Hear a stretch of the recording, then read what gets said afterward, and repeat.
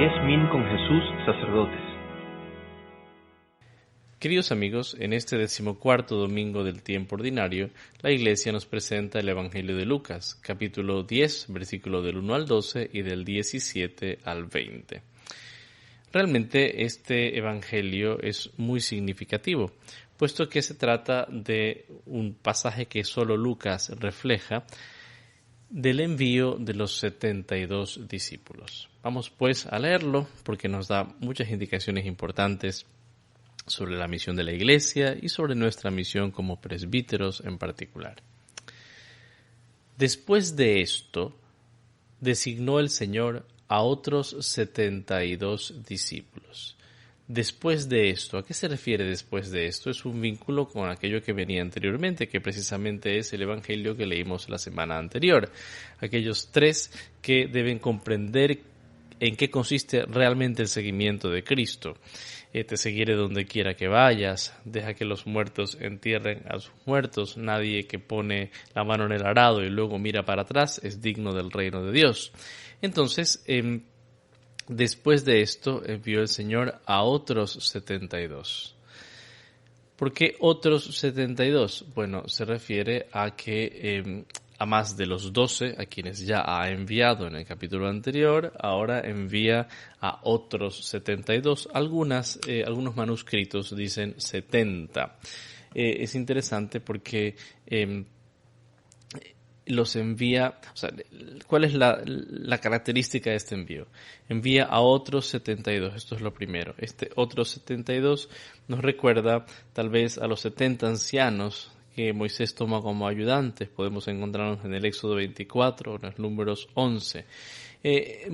Moisés se da cuenta y es ayudado además por su suegro a comprender que no puede con todo el pueblo y que requiere ayuda, y por eso llama a estos 70 ancianos. Repito, en algunos manuscritos menos representativos, de hecho dice que son 70 aquellos que Jesús manda y no 72, pero en la mayoría de los manuscritos son 72 discípulos. Los envía de dos en dos. ¿Por qué de dos en dos? Porque efectivamente la misión que ellos tienen que efectuar es la misión de ser testigos, y el testimonio es válido, sobre todo cuando se hace al menos en presencia de dos personas, ¿verdad? Entonces, por eso ellos son enviados no como dueños del mensaje que van a llevar, sino como testigos. Por eso deben ir de dos en dos, además en un sentido de comunidad, ¿no? Es decir, la misión nunca es una misión individual, siempre es una misión de mensajeros, de apóstoles, de enviados, para anunciar el reino de Cristo, y por eso pues es en comunidad que se debe anunciar, de dos en dos.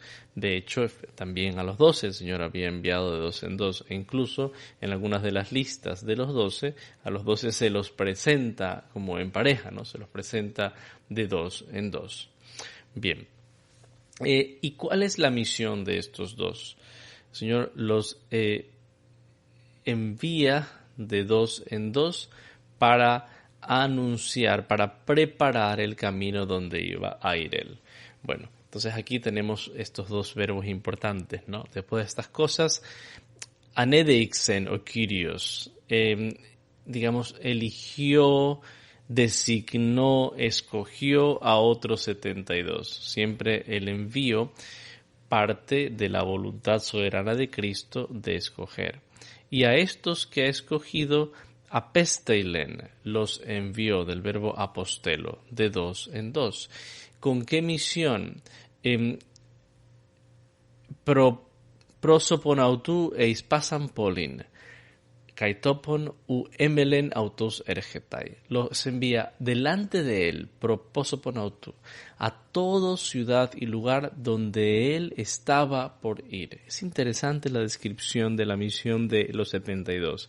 Tienen que preparar el camino de Jesús. Jesús va a pasar, va a llegar a distintos lugares, pero su misión es preparar con la predicación el camino del Señor. Bien, es muy interesante cómo a lo largo de la historia de la Iglesia estos 72 discípulos han sido interpretados en múltiples ocasiones como una alusión a los presbíteros, es decir, Sin duda, la Iglesia se funda sobre el ministerio de los 12 apóstoles, aquellos que son enviados para anunciar el reino de Dios y para ser testigos y administradores, en cierto modo, de la gracia que el Señor deja en la Iglesia. Pero junto a más de la misión de estos 12, hay otros 72 a los que el Señor envía con la misma misión de los 12. Es decir, los obispos tienen colaboradores, tienen aquellos que les ayudan, les colaboran, les aportan en esta misión. Por eso es interesante para la autocomprensión nuestra como presbíteros esto, ¿no? El Señor que nos designa y nos manda. Y siempre la misión de aquel que es enviado no es la de reemplazar al Señor, sino la de preparar el camino. Luego Él vendrá. En el caso de esta misión de los 72, vendrá físicamente. En el caso nuestro, luego vendrá pues con la gracia del Espíritu Santo. Vendrá al corazón en el cual nosotros preparamos el camino. De tal manera que el contenido esencial del mensaje nunca va a ser nosotros o lo que nosotros aportemos, sino lo que Cristo va a llevar. Bueno, versículo 2. Y les decía: la mies es mucha, y los obreros pocos. Rueguen, pues, al Señor de la mies que envíe obreros a su mies. Este versículo 2 es súper importante y significativo. Sin duda es un recordatorio de que estos 72 sí son enviados a los distintos lugares de Galilea donde él iba a ir, pero en realidad son una representación de la misión de toda la Iglesia. Y a ellos les recuerda justamente por eso que la cosecha es abundante. Es decir, es necesario que se den muchos frutos de conversión, para eso la palabra debe ser predicada. La cosecha, la mies, el campo donde se debe cosechar es mucho. Y los obreros, aquellos que están dispuestos, que son enviados a cosechar, son pocos. La consecuencia de esta afirmación no es, curiosamente, vayan prontamente, vayan rápido o trabajen muchísimo, porque la mies es mucha y hay pocos trabajadores, les va a tocar trabajar el doble. No, la consecuencia es que hay que orar al Señor. Normalmente nuestras traducciones, ¿verdad?, dicen al dueño de la mies, pero es interesante como en el centro de este versículo 2 se encuentra la frase «Deéstete un tu Kyriou tu therismou». Oren pues, rueguen, ¿no? El verbo usado aquí es el verbo deomai, que significa rogar, pedir insistentemente. Rueguen pues al Señor de la mies. No dice al dueño de la mies realmente. Efectivamente, el sentido aquí de Señor de la mies es el de dueño, pero el empleo de la palabra Kyrios no es arbitrario y por lo tanto sería bueno traducirlo así. Rueguen pues al Señor de la mies para que mande, envíe, eche, el verbo ekbalo, trabajadores en sus campos. Entonces el centro siempre es del Señor. A mí una cosa que me ha llamado mucho la atención en esta ocasión, meditando este evangelio, es cómo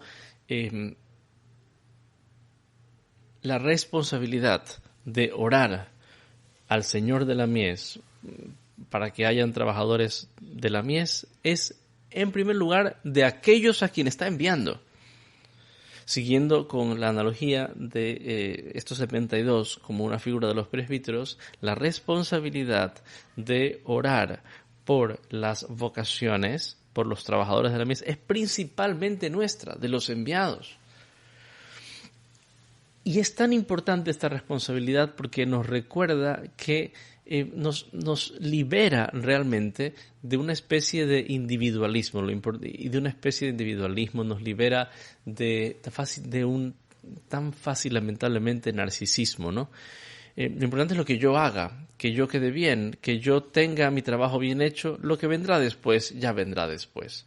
Pues no, la responsabilidad de la evangelización es, en primer lugar, del Señor, y después del Señor es mía. Y por eso yo, que sé muy bien que teniendo una responsabilidad tan grande, soy capaz de muy poco, yo tengo que orar al dueño de la mies que envía trabajadores a su mies. Es una idea sencilla de solidaridad. Este trabajo es de todos, este trabajo es de muchos, mejor dicho. Y yo tengo que orar, es responsabilidad mía orar para que esos muchos vengan. Y por supuesto, hacer orar también a mis comunidades. Cuando no tenemos esta preocupación por la mies, entonces no somos, es un signo de que no estamos trabajando verdaderamente por los señores de la mies. Estamos trabajando por nosotros mismos y por lo tanto lo que venga después de nosotros, pues nos da un poco igual. Y no puede ser así. Tenemos que orar al dueño de la mies que envíe trabajadores a sus campos. Luego continúa el Señor con un consejo en el versículo 3 muy significativo. Los envío como corderos en medio de lobos. La analogía entre los corderos y los lobos es súper importante porque realmente recuerda, pues, la encontramos en varios pasajes del Antiguo Testamento y recuerda, pues, que el modo de actuar es el de la mansedumbre. Es el modo que el mundo pues no conoce. A continuación Jesús da indicaciones sobre varias cosas importantes, cuál ha de ser el equipaje que llevan, cómo deben comportarse en una casa y en una ciudad. Entonces, el equipaje nulo, ninguno. No deben llevar ni bolsa, ni alforja, ni sandalias. Ni siquiera deben saludar a nadie por el camino, porque como señal de urgencia, no van de visitas, ¿no? Van directo a la misión. Recordemos a Jesús que caminaba 9:51 decidido a Jerusalén. Pues ellos también no van de tour, van a anunciar. Ahora tienen que evidentemente alojarse en algún lugar y tienen que alojarse en algún lugar de paz. Por eso lo primero que deben hacer es paz en esta casa. Desear esa paz y esa paz queda pues en la casa donde van a estar.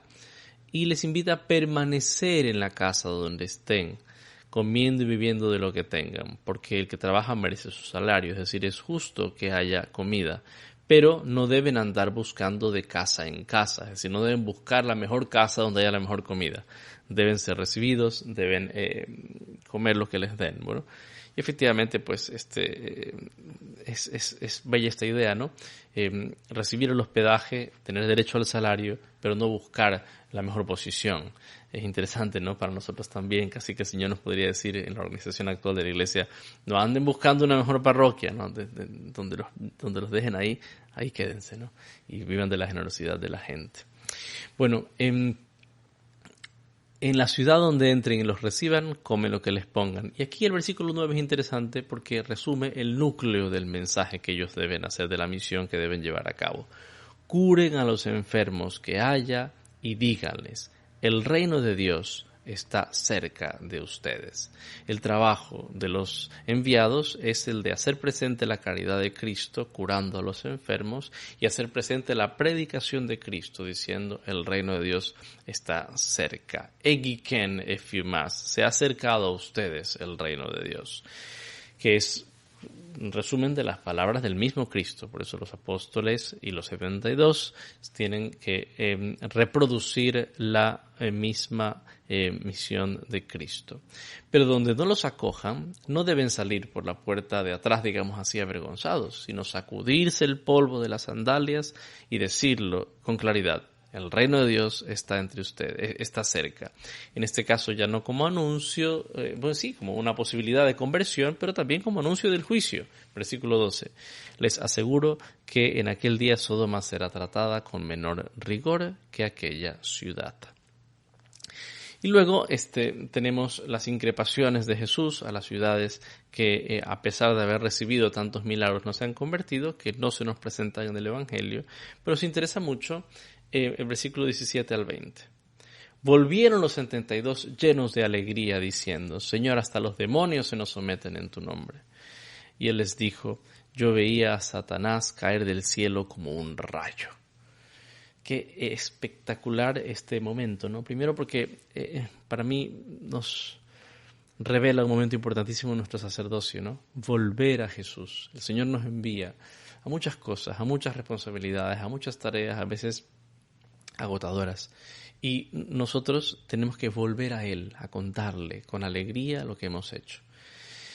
Y es interesante cómo el hecho de que Satanás caiga del cielo como un rayo, Satanás es presentado en la Escritura como verdaderamente es, como nuestro principal enemigo, aquel que intenta someter al hombre, acusarlo delante de sus hermanos, dice el libro del Apocalipsis. Pues ante la predicación de la iglesia, cuando esa predicación es fiel, Satanás cae como un rayo, no tiene poder, no es más poderoso que la iglesia de Cristo, de ningún modo, cae como un rayo. Y lo más bello, miren, les he dado poder para aplastar serpientes y escorpiones y sobre cualquier poder del enemigo de manera que no pueda hacerles daño. Pero esa no debe ser su razón de alegría. El poder que yo les doy no es razón suficiente para la salvación.